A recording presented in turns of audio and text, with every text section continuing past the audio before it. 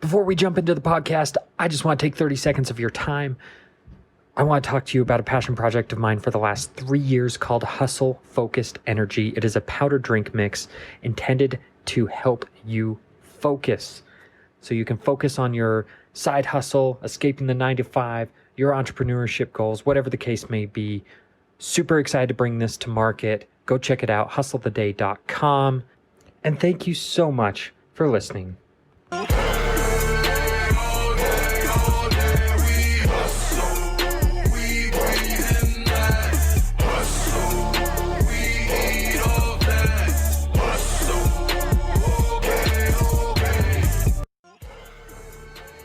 On this episode of the Hustle the Day podcast, I have Maxwell Ivey.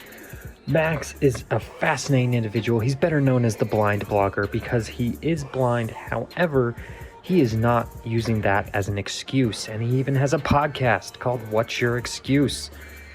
This gentleman has so many built-in excuses, and yet he perseveres in spite of all of them. Fascinating story, fascinating individual. Let's get into it. What's up, everybody? Welcome to the Hustle the Day podcast. My name is Trent. I am super excited and honored to have Maxwell Ivey here.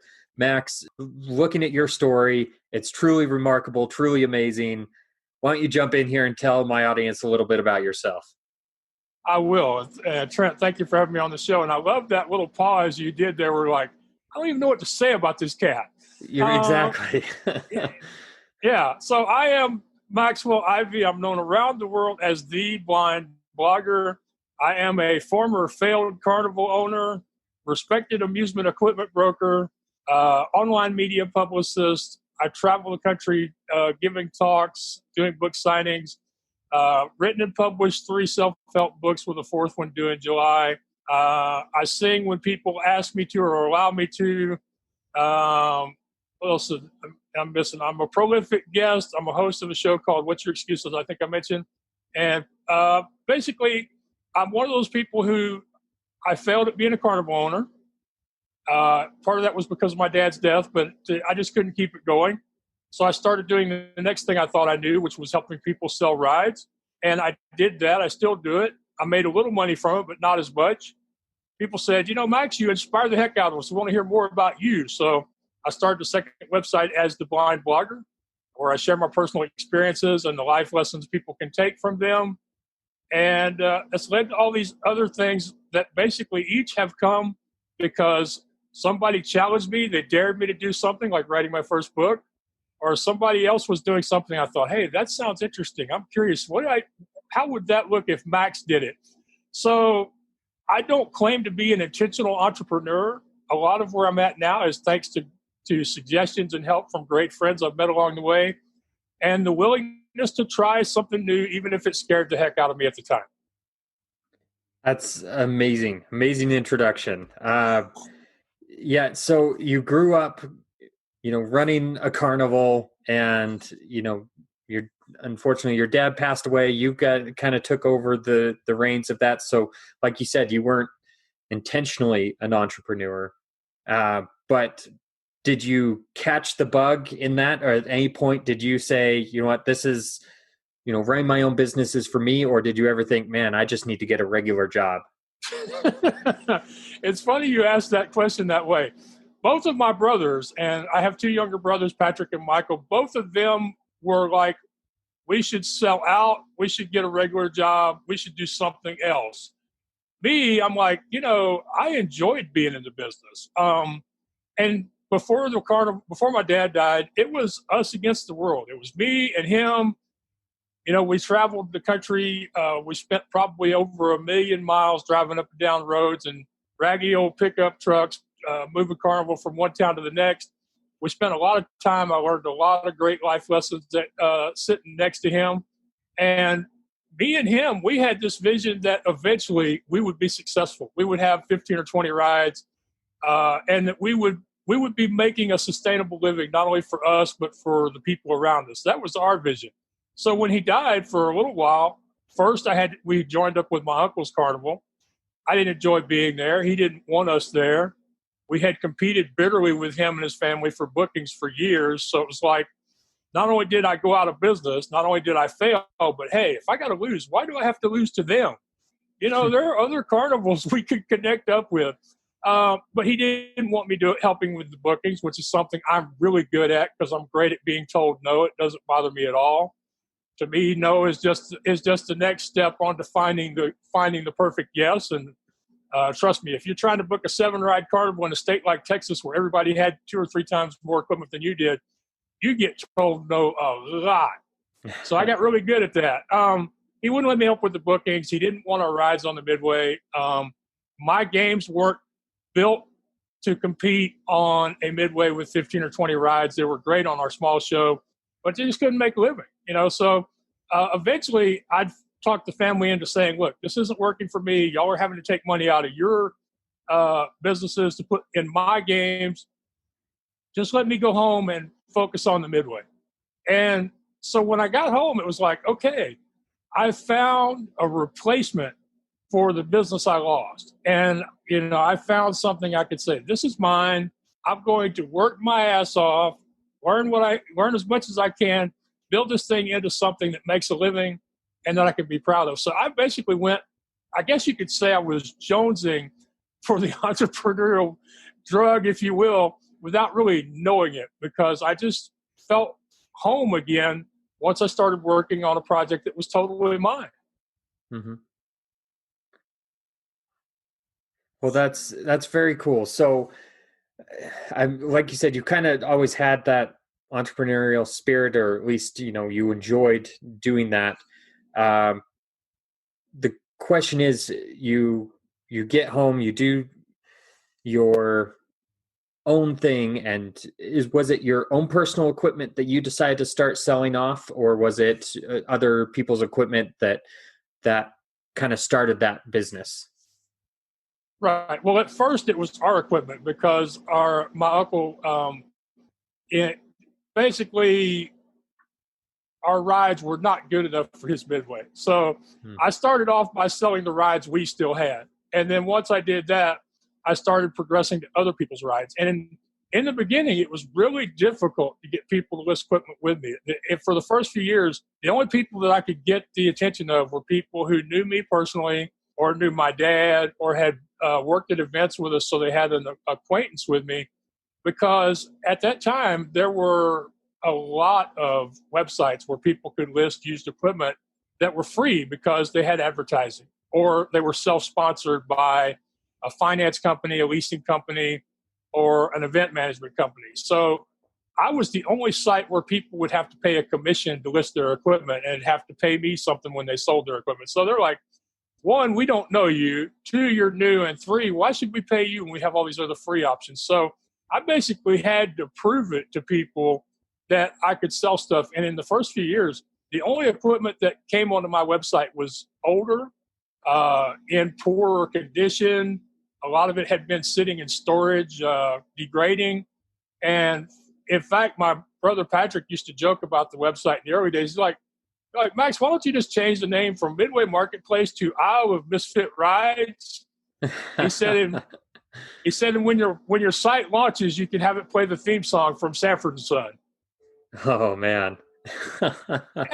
and he was right, but he was right because people just didn't want to do business with me. They didn't want to pay a commission. So in the early days, I had to leverage friendships and acquaintances. The other thing I did that I really didn't know what I was doing at the time was creating email lists. And all I was thinking is, these people are listing their equipment on these other sites. The equipment isn't moving, or at least it isn't moving by my judge.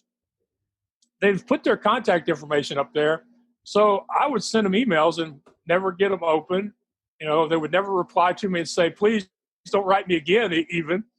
So I thought, well, what can I do for these people that will get them to open my emails so that they can find out what I do, and maybe they'll list their equipment, or maybe they'll see something I have for sale that they want to buy. And I thought, well, a lot of these people are new to the internet. They probably want traffic to their website. So I started grabbing up the basic information from their business websites. I added it to a page of links for the amusement industry on my website.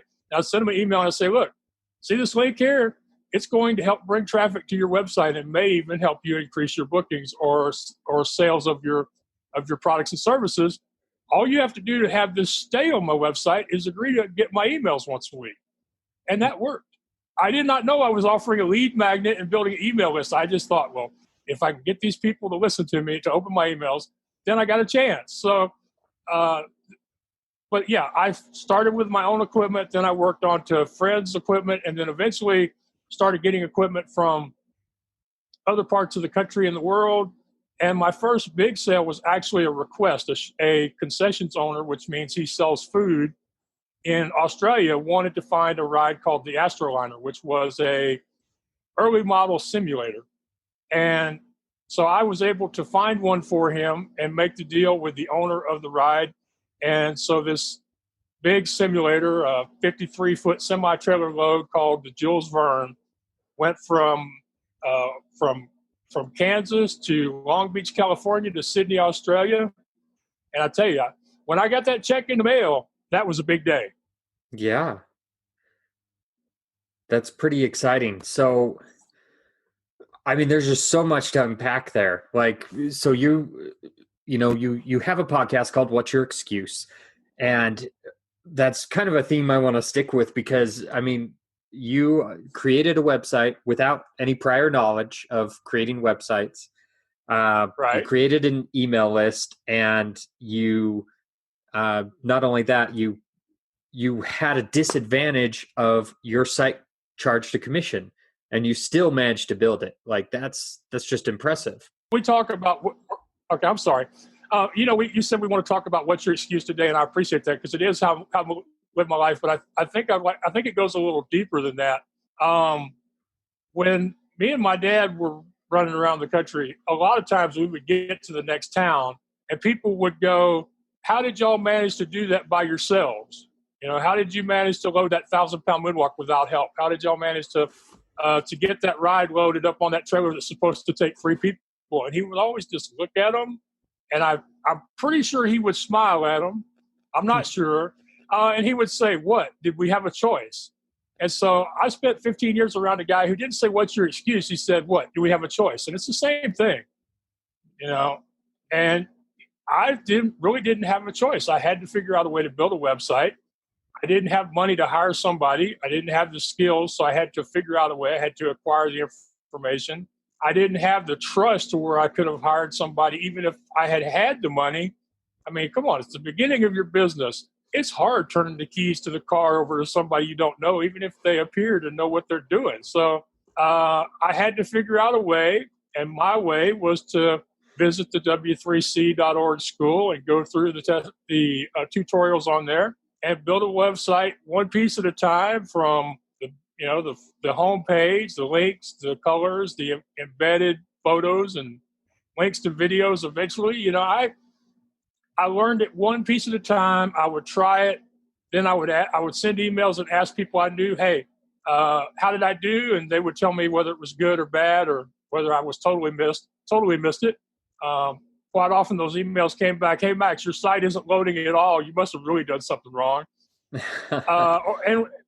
And later I would post to social media, and the same thing would happen. When I first started adding images, a lot of times I would think I added the image, but instead I would have just big holes of black squares or rectangles on my website because I have missed a character here or there. And, that's the bad thing about HTML. It's very it's exacting. If you miss even one comma, space, less than, whatever, it breaks everything. And then you spend hours trying to find that little one thing you did wrong. And I'm telling you, I still hear less thans and greater thans in my sleep. Well, so the funny thing, you should mention that, because I like HTML for the fact that if you mess something up, the website still works. That section doesn't work. You've messed up that section, but like say PHP or something, you miss a character in there, the entire thing doesn't load, and you have no idea where to look. Whereas with HTML, it's like, oh, this tag is missing in this section of the website. I can fix that. Yes, unless the page you're working on is your home page, and then that one error crashes everything. True. And since my site was all about getting people's attention on equipment and having them see it, because if they don't see it, they can't want it. If they don't want it, they won't buy it. So my homepage changed more than any other page on the website for a time there. So,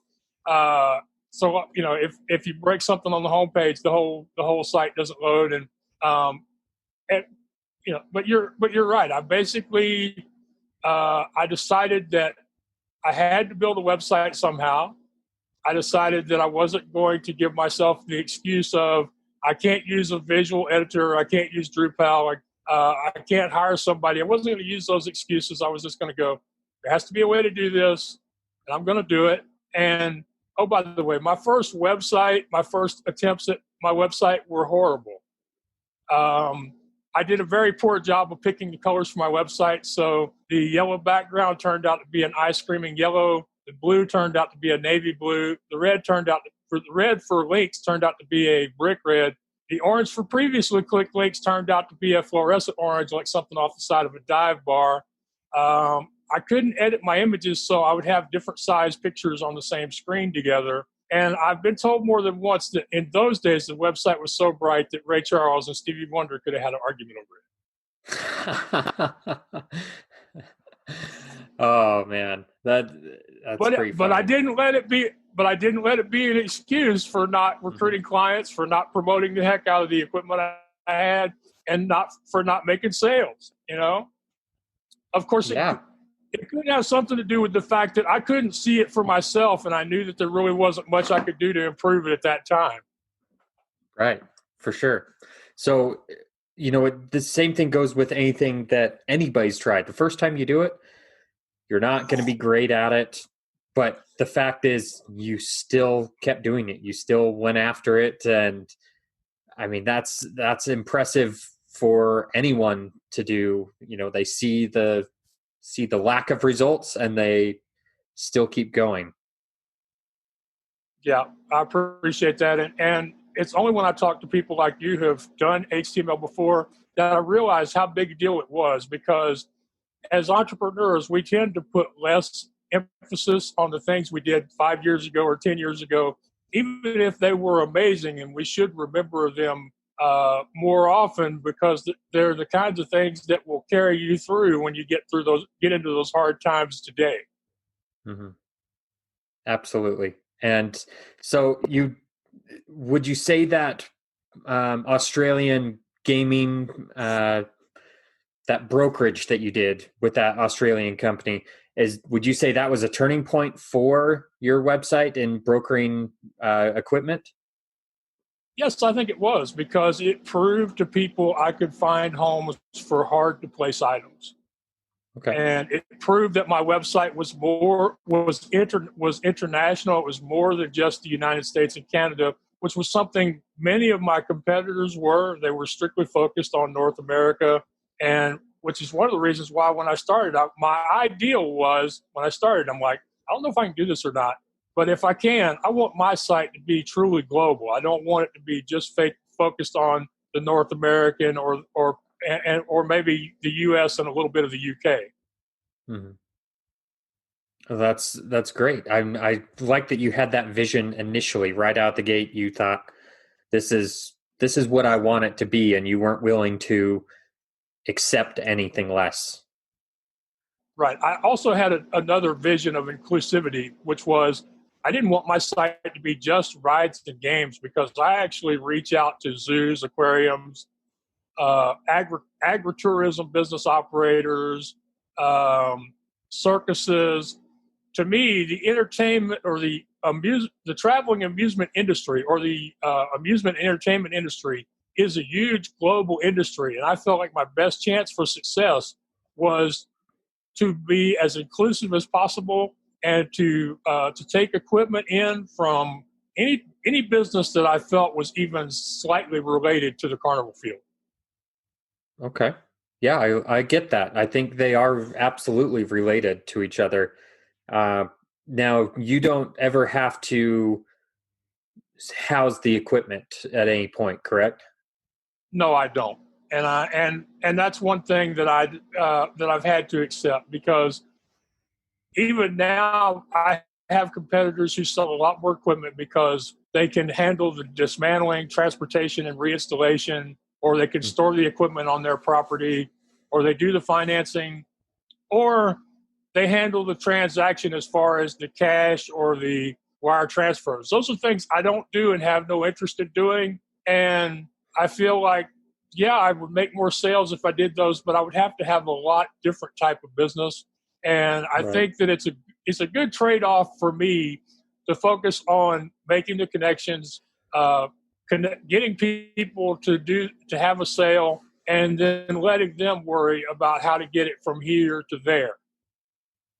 Yeah, that's, I think, honestly, a fantastic business model for the fact that you don't have any overhead. You don't have to worry about having a lease on a place and, having land for all this equipment and hiring people. It's really smart, honestly.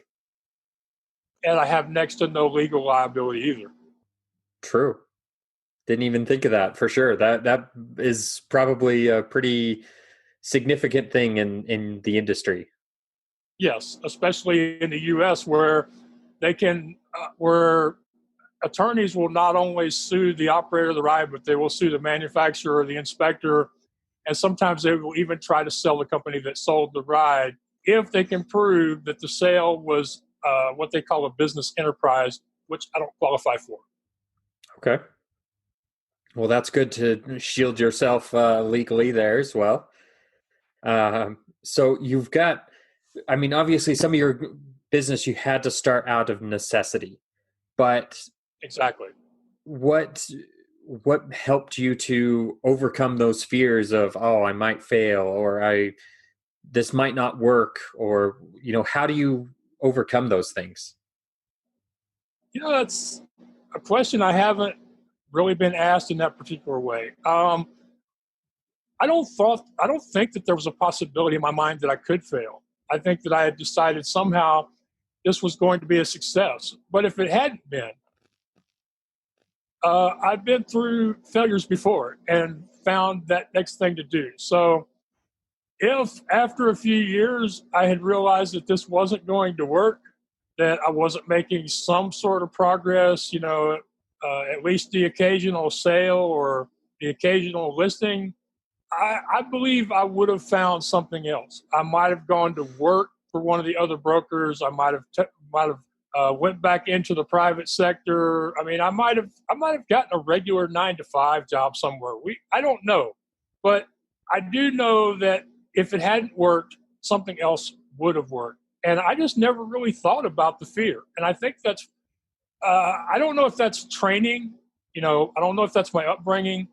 Or I wonder sometimes if maybe it's just the focus, because between my blindness, between my tech disadvantages, between just being totally new to the business, I just didn't have space in my brain to think about what if this doesn't work. I love that. I love it. It's all mindset. I mean, it is absolutely what you think is what becomes. So, I mean, it's absolutely true that, if you don't accept failure, you probably won't experience failure, at least in your mind, because you will have had that experience lead to another experience, which led to another experience, which got you that success.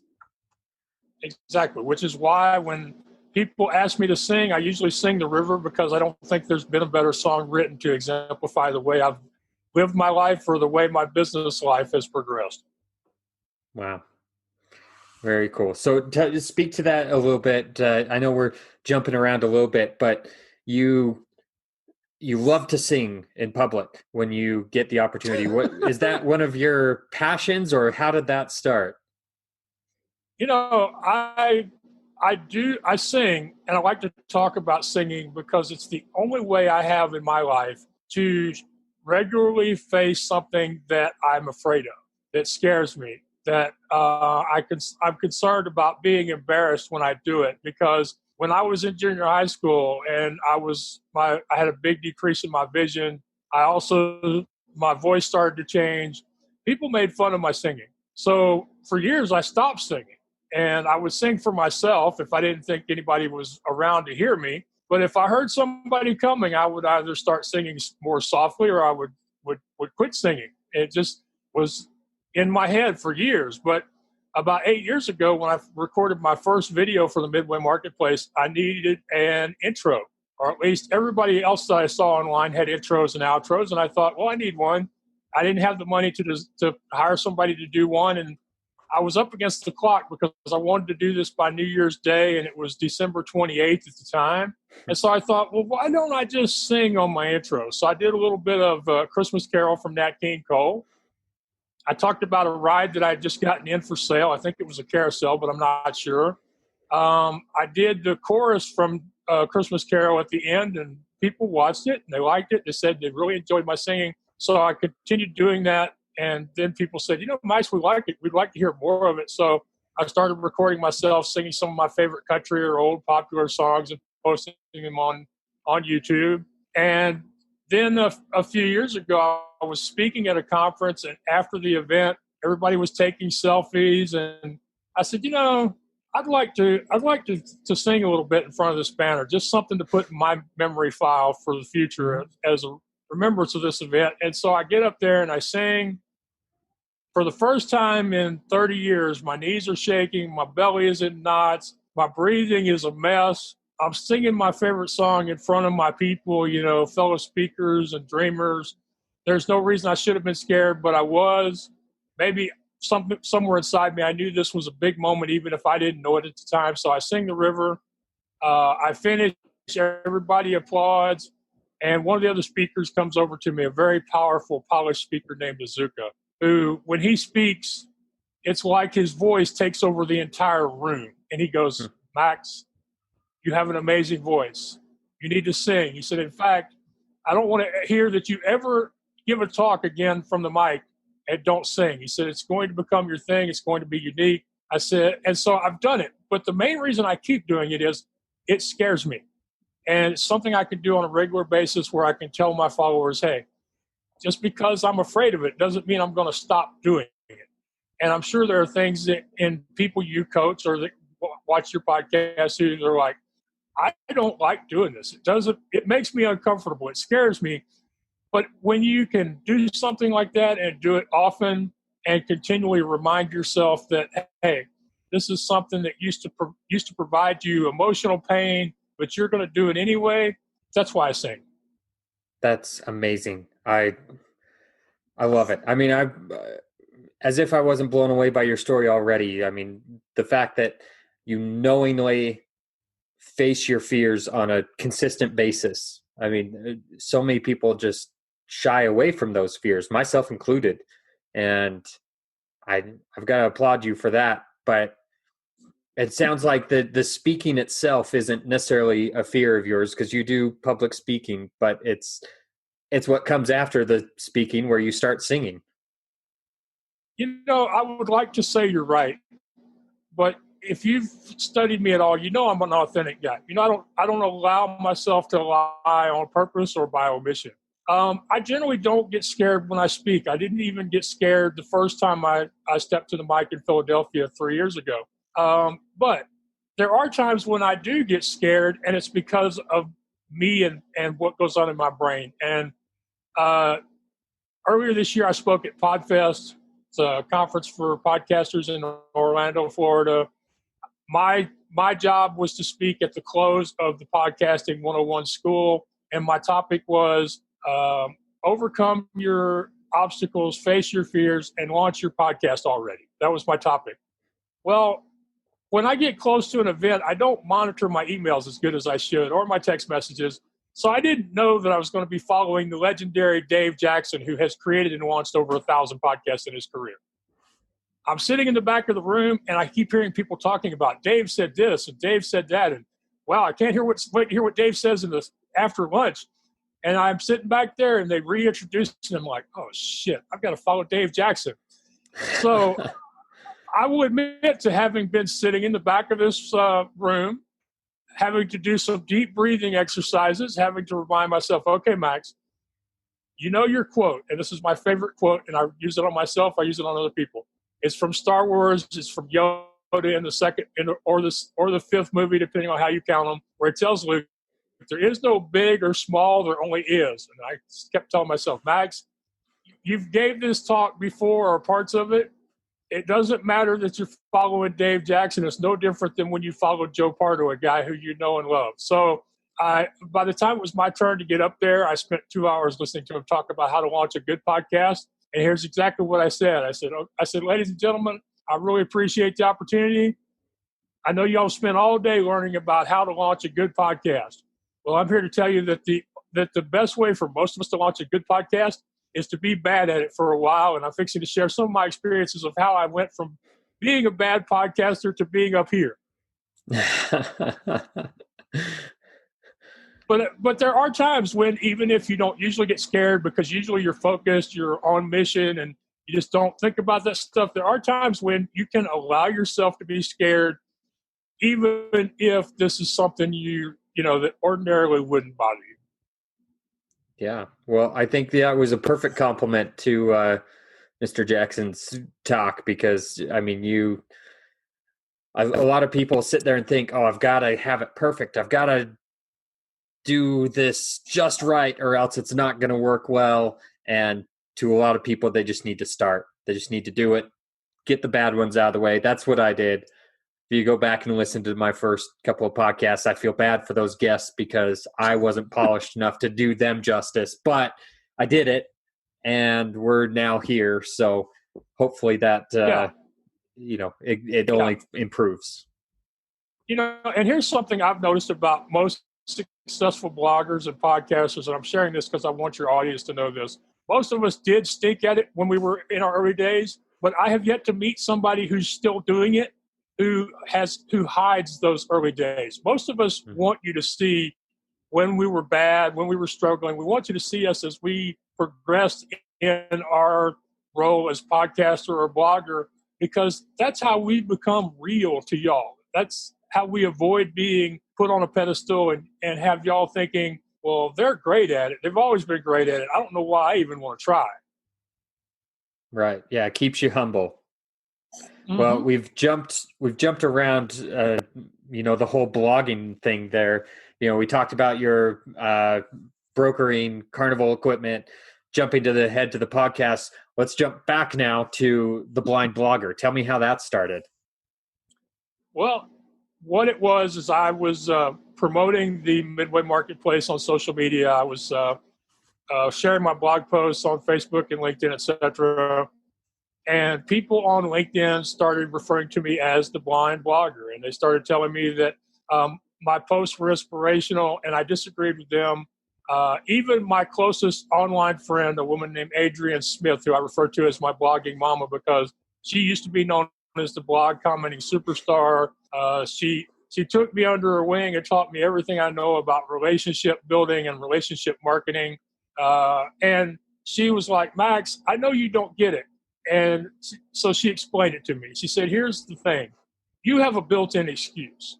If a blind guy like you decided to sit at home on his couch and watch TV and eat junk food, nobody would say nothing about it. The fact that you don't take advantage of your excuse and you try all these crazy things anyway is what makes you inspirational to those people who don't have any physical limitations or disabilities, who still are not doing anything with their lives. They sleepwalk through their days, either because they don't think they can or because they're comfortable being where they are and don't want to risk the potential failure to try something new. And that's why you're inspirational.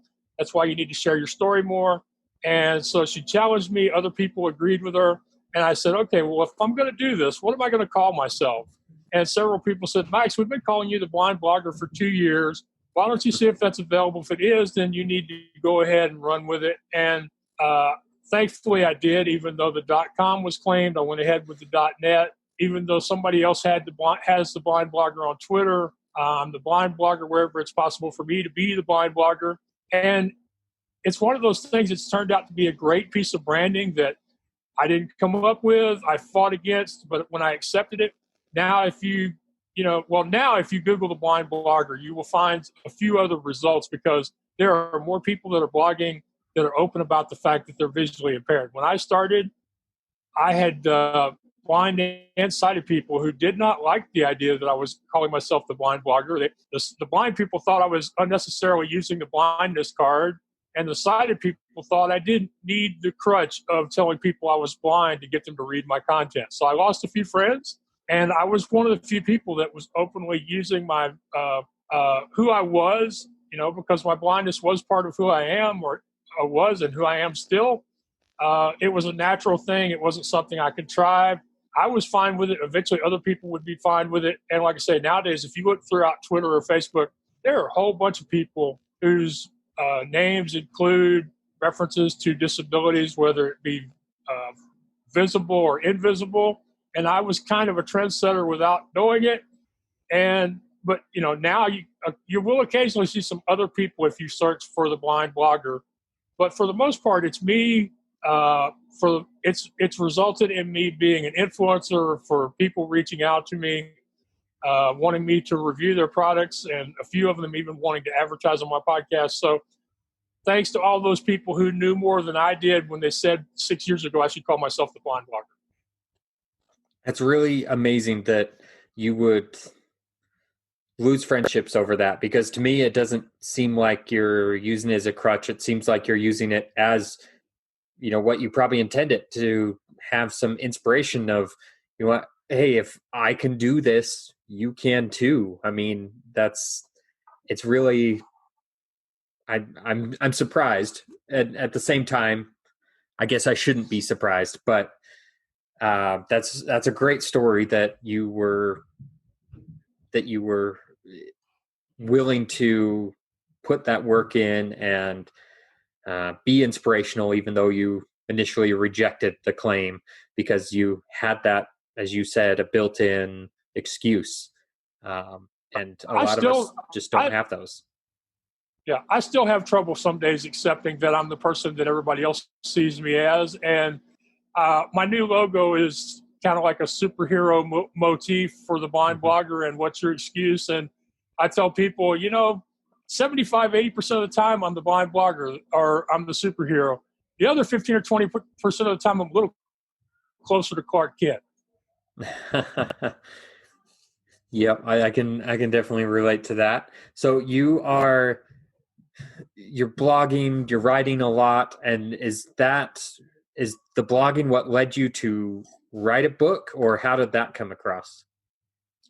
Yes, the blogging and blog commenting. A lady posted something on her website. Her name is Eve Koivula, and she posted something about creating products to sell on your website. She suggested books, and I replied with a comment like, well, these are all great suggestions, but it would be really good if you could be more specific and maybe point people to a resource on how they could get started. And she replied with, sure. She replied by sending me her ebook on the subject, and she invited me to an online summit, but she said I would have to have a book or some other product or service that I could give away or sell at a discount. And she challenged me to write a book in 60 days. And I told her, that probably ain't going to happen. And she shared her favorite quote with me, which is Richard Branson's promise to deliver and then figure out how.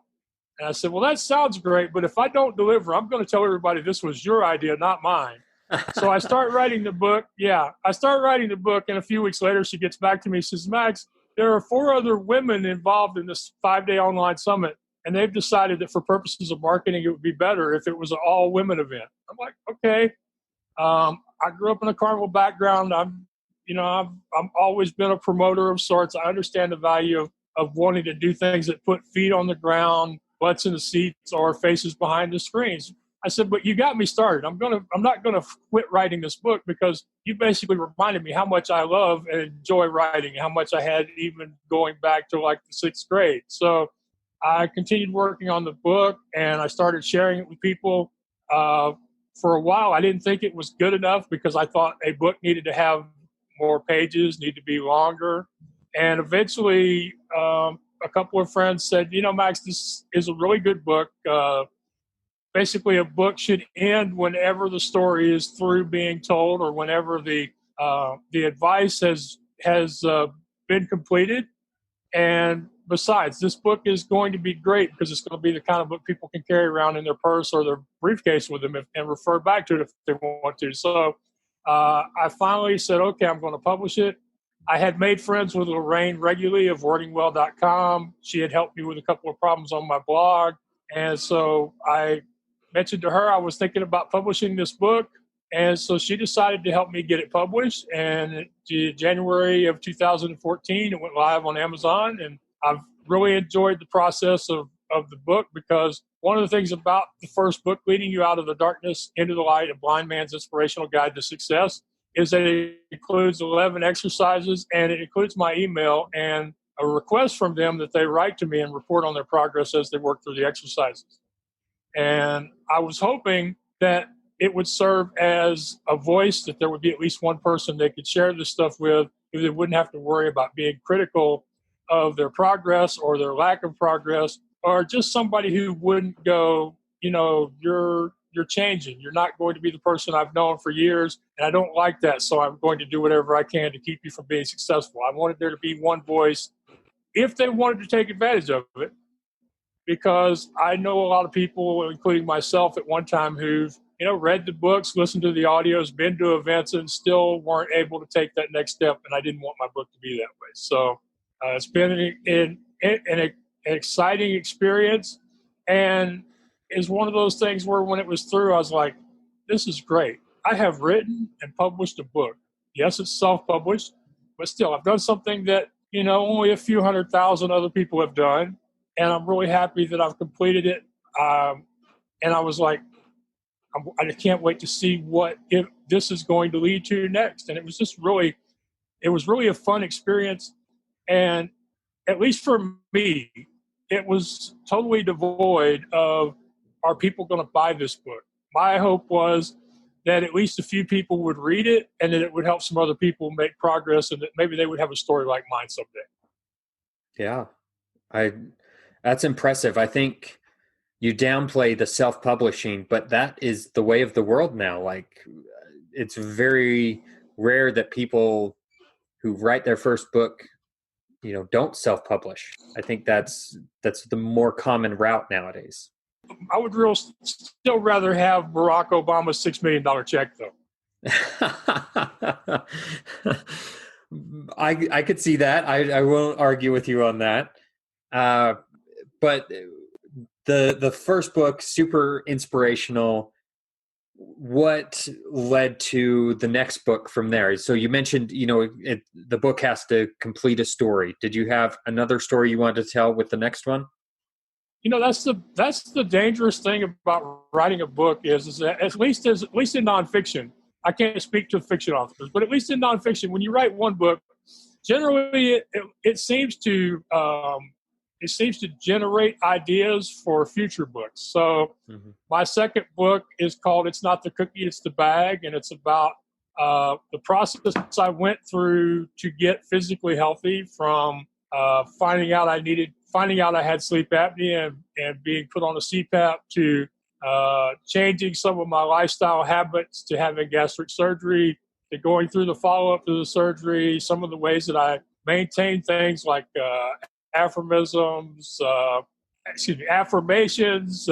meditation, and the other thing, why food journals don't work. There were some of those things in there, along with the actual narrative story of my progress of going from over 500, if not over 600, down to 260 pounds and being physically healthy for the first time in my entire life. That's a great story.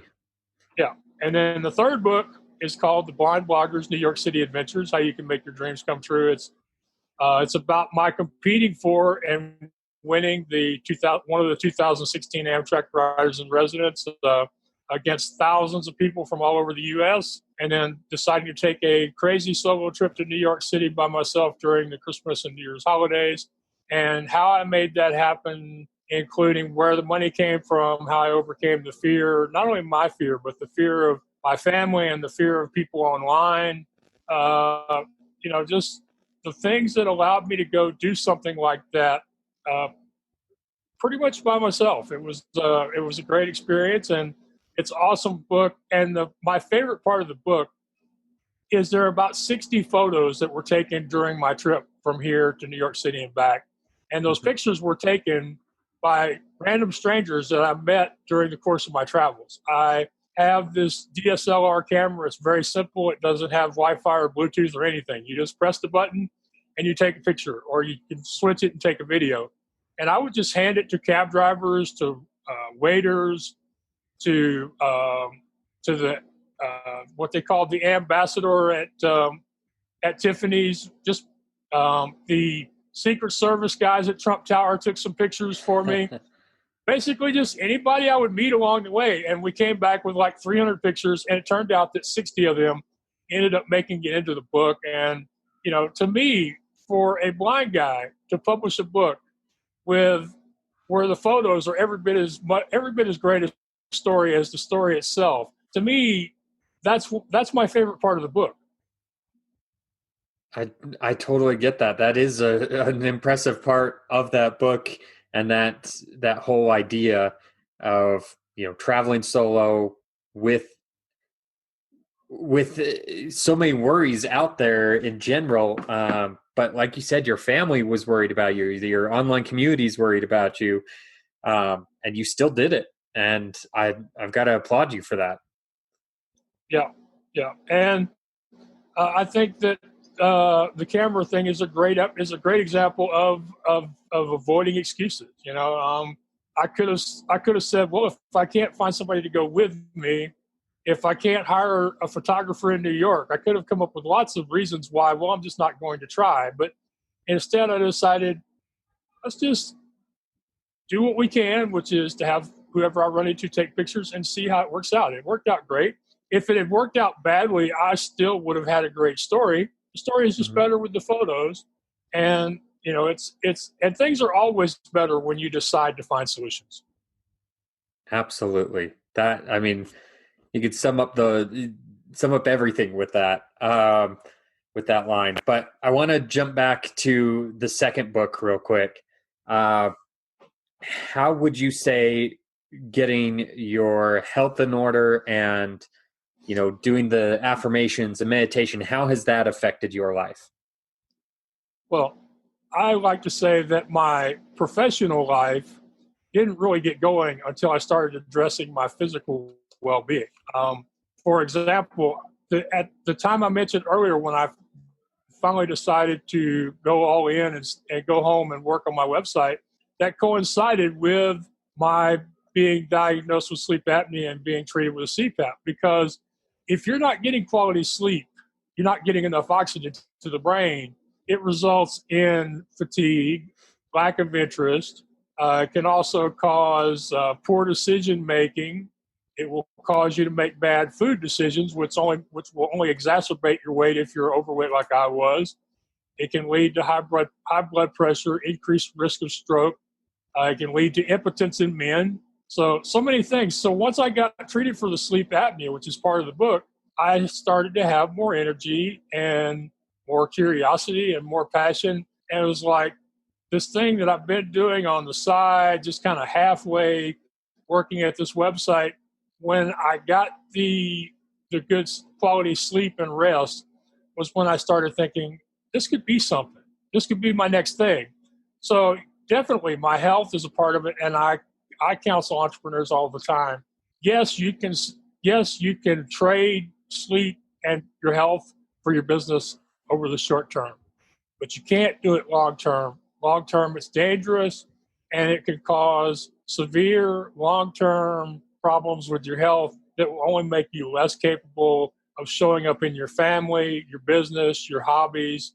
So I tell people, if you snore, find out if you have apnea. Some people don't. Most women don't have it, but occasionally some do.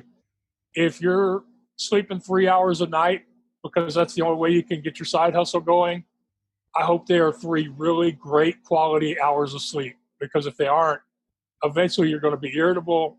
You're going to miss things. You're going to make mistakes, even mistakes that a new entrepreneur wouldn't ordinarily make, because you're just not at your best when you're not getting quality rest, when you're not eating at least reasonably good food, when you're not taking time out for fun, when you don't take time out, even as little as 15 minutes a day, don't take time out for exercise. If your body is off, your business is going to suffer sooner or later.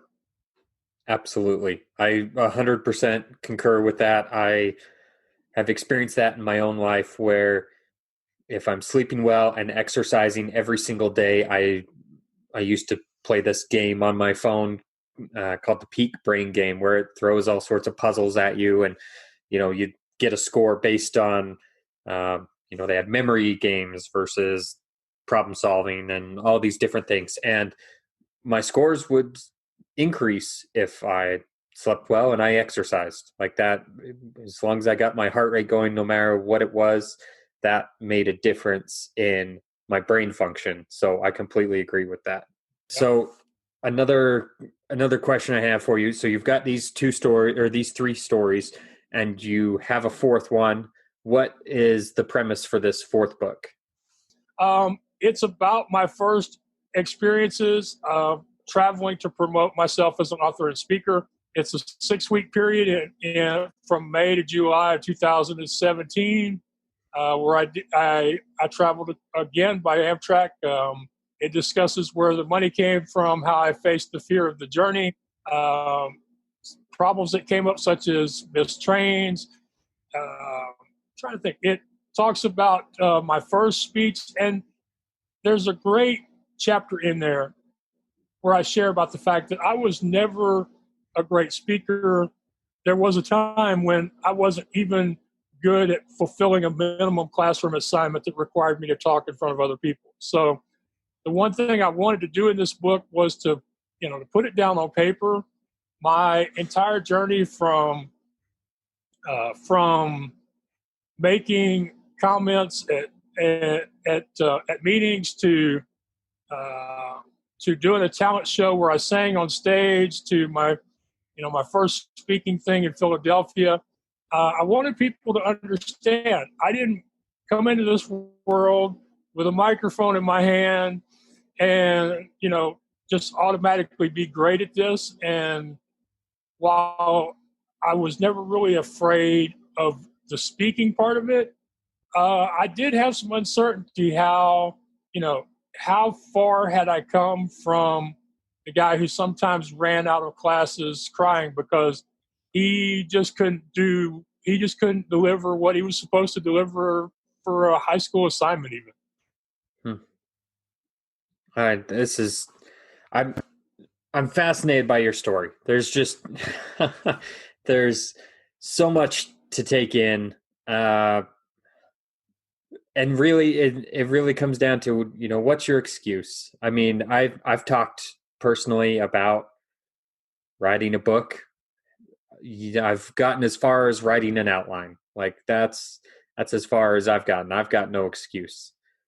Throw away your outline. Okay. Just trash that file. Don't ever look at it again, unless you want to look at it when you're through to make sure you covered everything you thought you were going to cover. Just open up a page and start writing. If it makes it easier for you to say it out loud, even if you say it in a rambling format, then dictate it. Use the dictate button on your computer or your phone and have somebody transcribe it or send it through one of those auto transcription things. Some people are great with an outline, but since you've mentioned that you've gotten as far as an outline, but you haven't written, that tells me you're not one of those people who's great with an outline. So you need to just start writing it. Do a chapter, do a paragraph, do a sentence, write down random thoughts. The most important thing to do is just to write. I tell people, don't say you're going to write for an hour. Don't say you're going to write a chapter. Write for 5 minutes. Ask yourself a key question that's part of the story you want to tell. How do I answer that key question? Write for 5 minutes, and here's what happens. If you start writing, telling yourself you're going to write for 5 minutes, more often than not, you're going to write for an hour or 2 hours. It gets better the more you do it, but especially with the first book, just get it down on paper or electronically. And hey, try writing it on paper. Some people do better with a pen and paper than they do electronically. Some people, the white paper just makes it harder for them. So if you really want to write a book, if that's really your goal and not somebody else's goal, then I would say scrap the outline, just start writing at odd moments, have a file on your laptop or your phone where you can add more thoughts to it whenever they occur to you, and eventually you'll have a book. Absolutely. So taking action, I mean, that's what it really comes down to, is not just thinking about it, just taking the action. Yeah, and also realizing things that you're doing that are what people now call barriers to entry, or what I like to say, if it's making it harder on you to do what you want to do, then ask yourself, do I really have to do this as part of my process? And I have a great example of that, and also of where Max made excuses, if you'd like to hear it. Yeah, absolutely. Okay, yeah, because people think Max never makes excuses. Well, Max does. And about 3 years ago, I was having trouble with the hosting platform that I was using for my podcast, and uploading the audio was taking it out of me. It was frustrating me. It was killing a lot of time.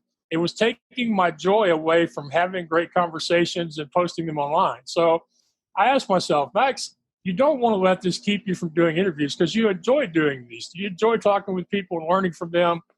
So who says you have to have video? You have to have an audio podcast. Who says your stuff has to be on Apple and Stitcher, et cetera, in order for you to be a podcaster?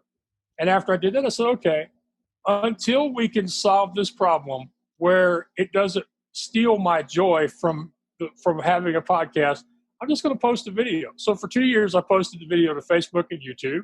And of course, not a lot of people have seen them because my YouTube subscription is horrible. But some people have watched them and enjoyed them.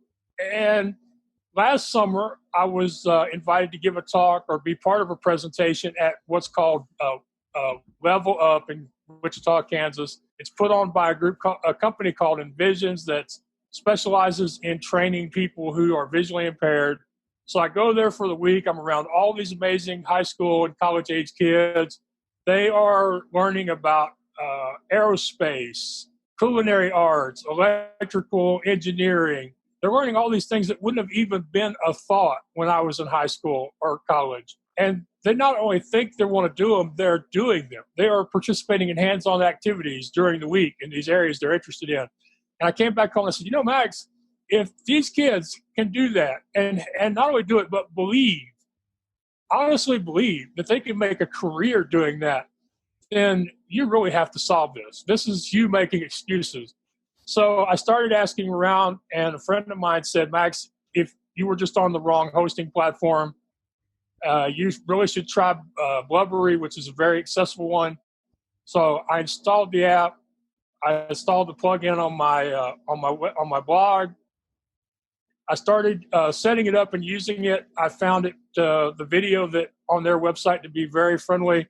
There was only one piece of it I couldn't get by myself, and I was shocked when I got an email from the head technical guy, Todd at Blueberry, saying that he wanted to get on a Zoom call with me and help me figure out what my problem was, and he did. And I was like, wow, these are some awesome people. And no, they're not sponsoring me, and I don't have an affiliate link for them. But so we figured it out. I started uploading my audio again. July 1st of last year, my podcast was back available on Apple and Stitcher. So far, I'm closing in on about 2,000 downloads, which other people are going to say that's not all that great. But me, I love it. I'm excited by it because each time I post a new episode, my numbers are getting better. My audience is growing.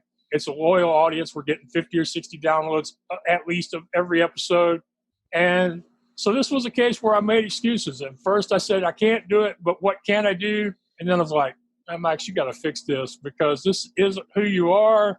This isn't who you tell people you are. And if anything, you are honest with people. It just bothered me eventually to the point where I said, okay, we're going to fix this. And we did.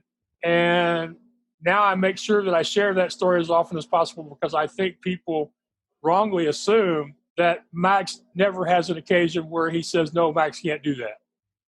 Well, thank you for sharing that story because that is good that, you can be honest and open about you have made excuses before. They're not the excuses that people necessarily expect, but you have made them. And don't downplay the 50 to 60 downloads, as we talked about prior to recording. Most people don't make it past 9 episodes or 14 episodes or 5 episodes, and they only have a chance to impact maybe 5 people that they already knew. You're impacting more people that you didn't necessarily know just by putting it out there. So don't downplay that. No. And the other thing me and you both know is that these people that are following us, we are making an impact on them. Now, one of the things that is really hard on podcasters is beyond downloads, we really don't have a good way of knowing the effect we're having on people that are watching or listening to us, because the vast majority of them will never tell us how much we affected them. They will never leave a comment. They will never send an email.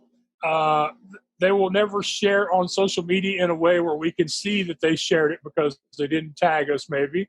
So downloads is what most podcasters assess about. But you have to remember, you're doing the work.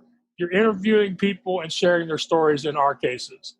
Or you're recording a monologue and you're sharing your experiences and the lessons you think will help people so that they can accomplish their goals. So yeah, I never get really overly focused on the numbers, but I do think it's important to go, hey, I'm proud of what I'm doing, even though some people will look at those numbers and go, you still have a ways to go, Yeah, no, I totally understand that. I think another benefit that you and I know have experienced is in podcasting is the relationship building. I mean, even if you still get 5 downloads or 10 or whatever the case may be, I now have had a fantastic conversation with Max, and I'm in Max's corner now, and I just want nothing but success for you. And so it's great to be able to build those relationships, and I personally get more out of this podcast than probably anybody who listens to it gets out of it. Right. And I'd like to speak to that for a minute. For those people who are doing a podcast or who are appearing on podcasts, I want you to think about this. If you're doing a podcast and you're interviewing people and you're not having at least one aha moment of your own during each interview, you're doing it wrong. Because there should be at least one thing the guest says during your interview that either is a brand new thought or is a thought you knew but didn't understand being expressed in a different way, or is just something you needed to be reminded of. If you don't have at least one moment every time you strap on your microphone, then you're doing it wrong. And I advise you to watch people like me and Trent and see how it's supposed to be done, even if I've gotten him way off schedule today. The other thing is relationship. The other thing is relationship building. Now, I help people get on podcasts. And the one thing I've always surprised by is people who want to do 50 podcasts in a month or 30 in a month. And I'm like, that's just the wrong way to approach it. It's not the number of podcasts you do. It's the number of relationships you build. Because if you sit down with somebody for a half hour or an hour and you've exchanged emails or direct messages for a week or more before that podcast, by the end of the time, you should be friendly, if not outright friends with that host. You should want to support them on social media. You should send emails down the road. You should collaborate with them or invite them to be part of your journey in some way whenever possible. And way too many people that want to work with me to get on podcasts to promote themselves are focused solely on getting on the number of shows, having the number of downloads, and the amount of social media reach that the person has, instead of the relationship building and how those relationships can accumulate to the point where eventually you have all these people who are helping push you and all these people that you've met over time that you help push in return. Absolutely. And I love that you talked about that aha moment, because I believe that to be true too, where there's so many times where I'm sitting here just going, wow, why did I not think of that? Why did I not have that experience before? Why is that new thought?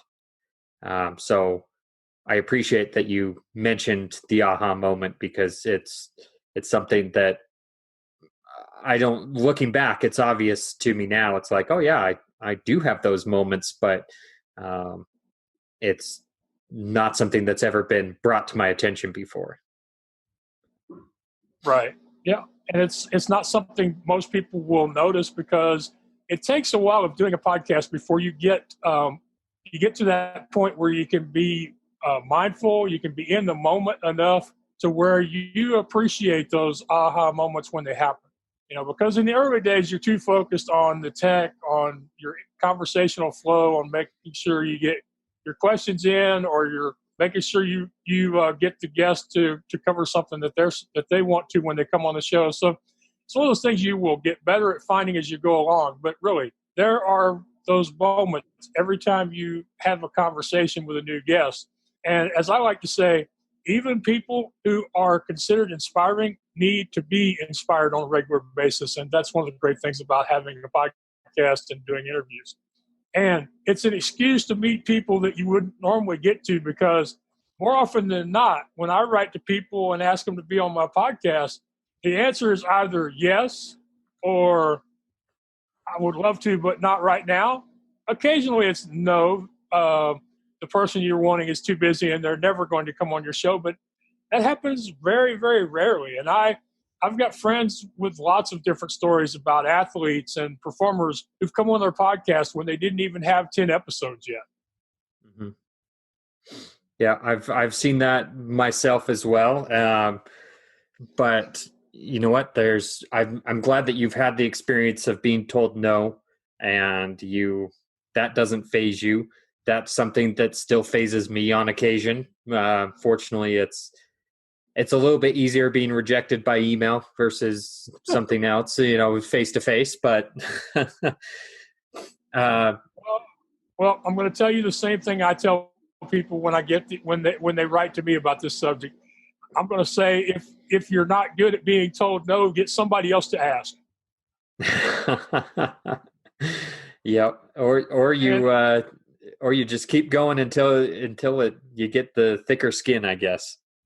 Yeah, that's true too. I mean, some people can just keep going. They will find a way to overcome the overcome taking the no's personally, and they will eventually get there. But other people, will eventually just need to find somebody to do the asking for them. And what I find amazing is the number of people I've had conversations with over the last few years where a person appears to be doing very well.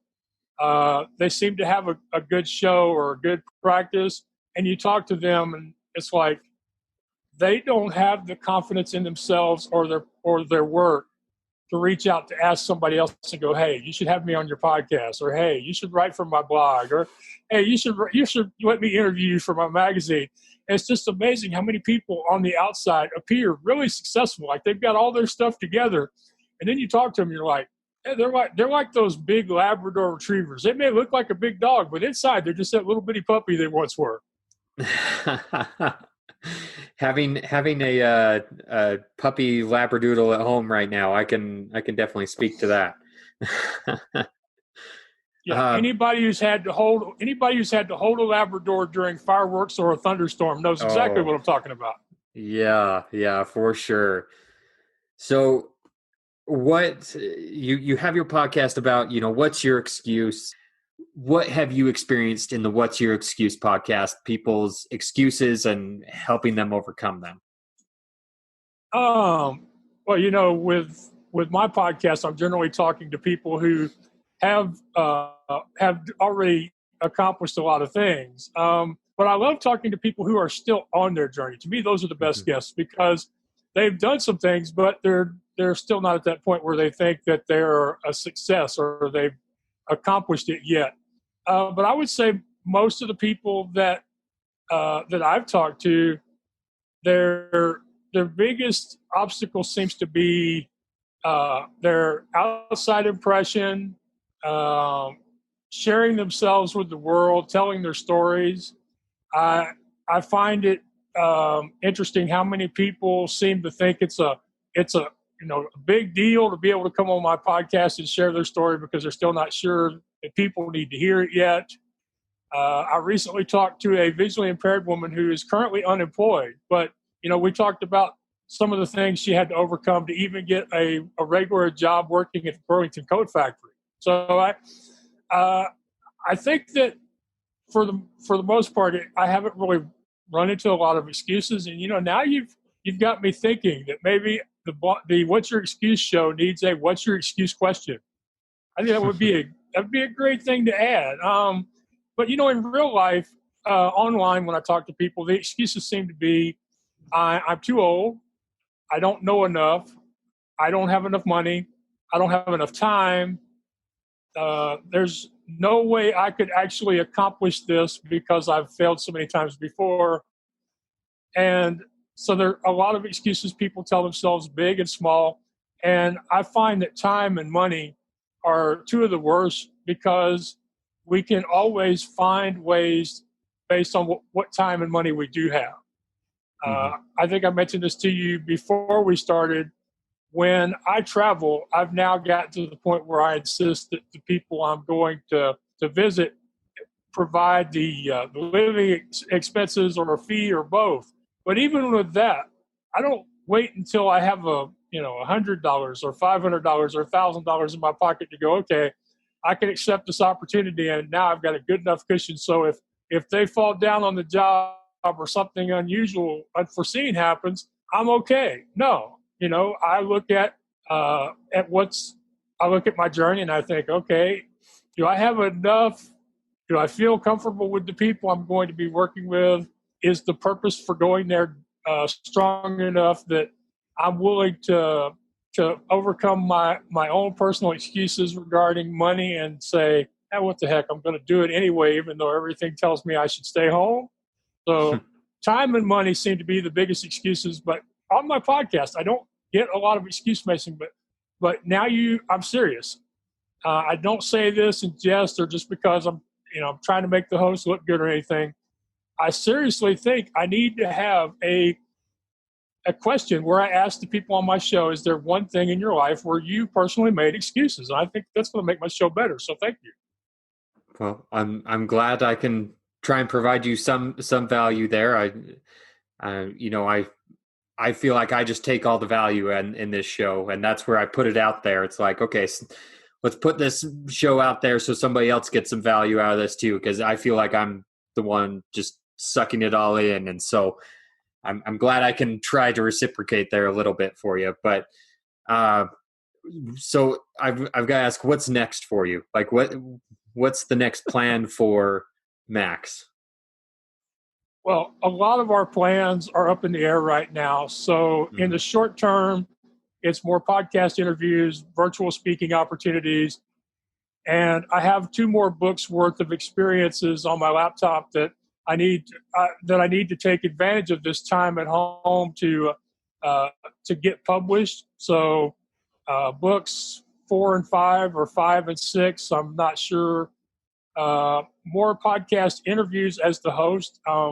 I have a couple of people coming up that I'm really excited about. One, because her name is Annette. I can't pronounce her last name, but her show is called A Wild Ride Called Life. And she has never shared her book with anybody yet. She's actually sending me the manuscript. So I'm going to get to help a woman tell her. I'm going to get to help a woman tell these personal, very, emotional stories in public for the first time. I mean, I'm excited about that. And every time I get a new guest, I'm always excited about their story, what I'm going to learn, and how it's going to affect me. So those are the short term. Long term, I always get opportunities from hosts and friends online to visit them whenever I'm traveling. So eventually I want to travel to other parts of the world, meet more people, go more places, have more experiences, and hopefully do my podcast on location. I have said this, and some people are like, Max, this isn't really in your capability or your wheelhouse, but somehow it's gotten into my head. So I say this. Eventually, I want my podcast, the What's Your Excuse show, to be at least the first nationally syndicated television program, whether that's Netflix, Amazon, Saturday morning, wherever. And I really think that, doing my show in person where I would get to learn more about the person and their life outside of their blog or podcast or whatever else it is that they do, I think that would be even better for me to learn from them, to get to experience, more of their actual life outside of their work. And so that's something I want to do eventually. I want to travel the world. I want to do speaking and more speaking. My friend Adriana Galvazzoni, who's my most loyal client, it's been with me from the beginning of my getting people on podcasts. She's like, Max, red carpets and big stages are in your future. So me and her have a dream that someday there'll be a What's Your Excuse or the Blind Blogger documentary, or her books will get turned into movies, and I'll be her plus one on the red carpet. So those are some things. I want to appear on Sesame Street, sing on the Grand Ole Opry, and at least sing on Broadway, even if it's out front of somebody's theater where they call the cops on me.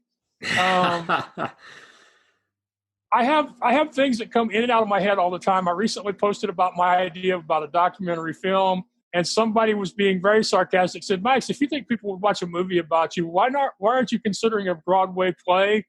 I'm like, okay, I'll add that to the list.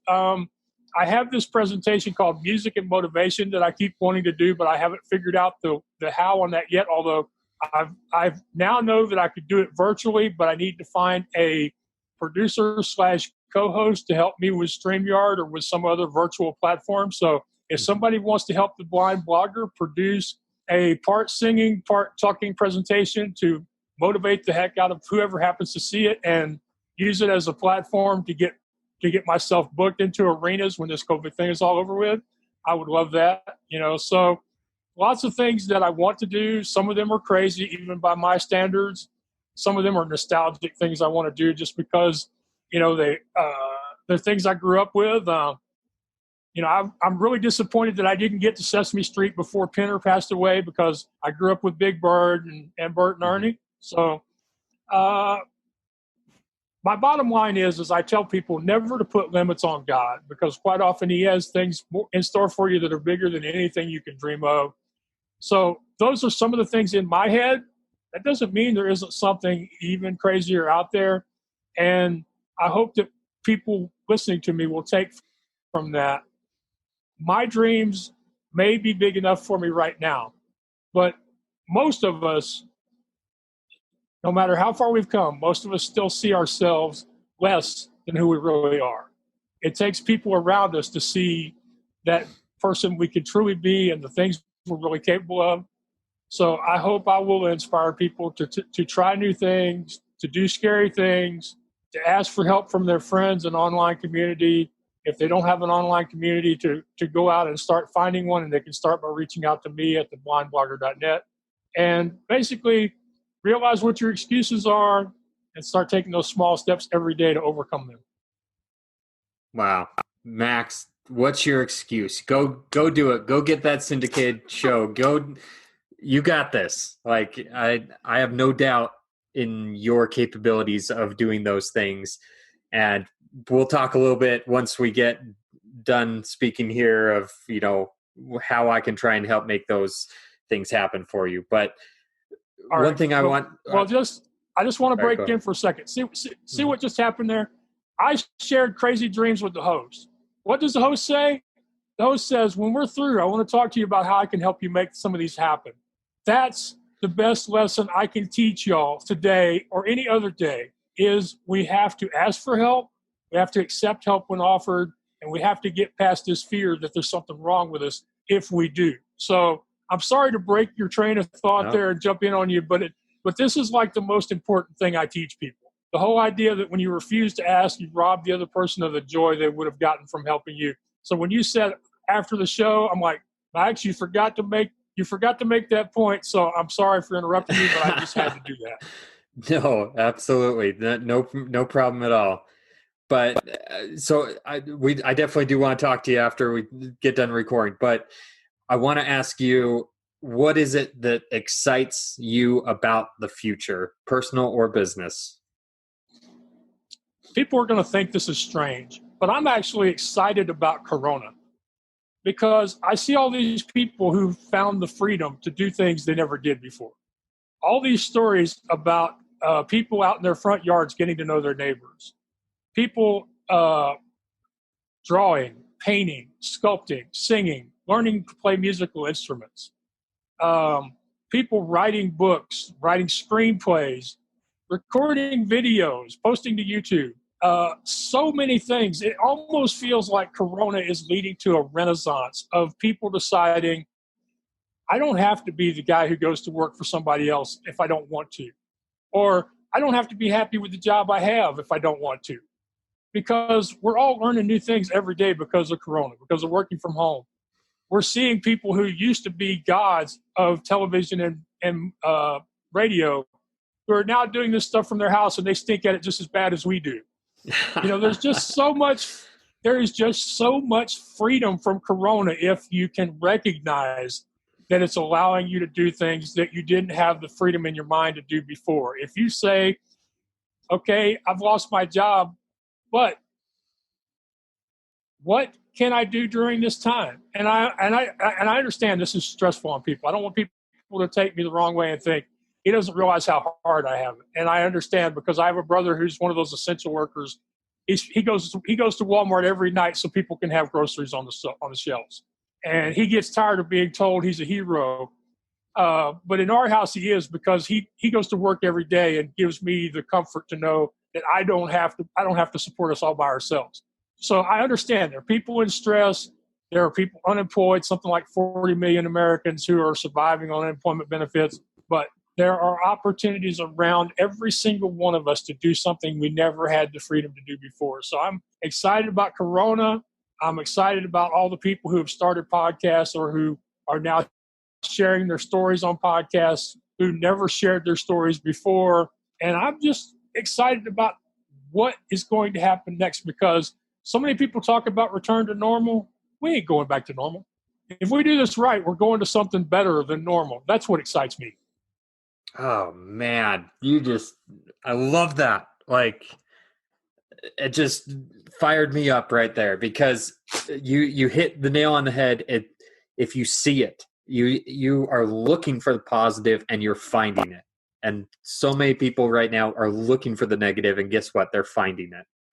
So I love that you took something that has disrupted everyone's life and found the positive in it. And like you, I hope it is more of the Renaissance where we come out of this better than we were before. And so thank you so much, Max, for, taking time to talk to me. And like I said, I'm getting so much out of this. So I appreciate that you were willing to share your story with me. Well, thank you so much for putting in the time and effort that you do to have this show, to give people like me this opportunity. Thanks for being such a authentic person, to where when you have a conversation with Trent, you feel like you're building a friendship.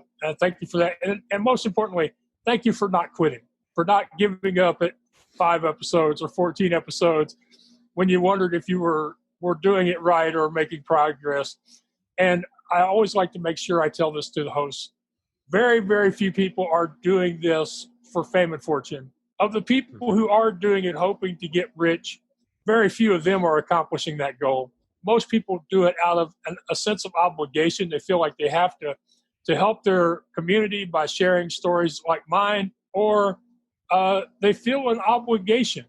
So, and some people are just doing it for the fun, for the experience of putting this content out in the world. But without you, without all those podcasters and radio show hosts and blog owners, there wouldn't be The Blind Blogger. So thank you.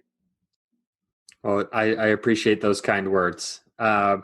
Where's the best place for my audience to interact with you? Right. They can go to theblindblogger.net. That's theblindblogger.net. Or they can send me an email to just ask@theblindblogger.net. My social media choice is LinkedIn, but over there I'm Maxwell Ivey, and I'm sure you're going to post the links for people. Mm-hmm. And I hardly ever say no to connection requests on social media, because I feel like you never know where a new friend or a new connection is going to take you. They're all an opportunity waiting to happen for friendship, for support, for collaboration. So don't feel like I'm some rock star that you can't talk to or that you have to want to hire me or book me in order to speak to me. I love hearing from people. I love having conversations. One of the great things about being a podcast guest is I get to create content, promote myself by doing something I enjoy doing. So I love conversations. Be sure to reach out to me at theblindblogger.net. Use the contact form. If you don't hear from me in a while, send me another email or call me out on social media and go, Max, I thought you said you were. So because I am the same guy you see on Trent's show on Hustle Today. That's the guy I am. That's the guy I aspire to be every morning when I get up. And I truly do look forward to hearing from y'all. Perfect. Thank you. Well, I know I've gotten a ton of value out of this. So I know my audience has gotten a ton of value out of this. So I encourage you all to get out there and hustle the day.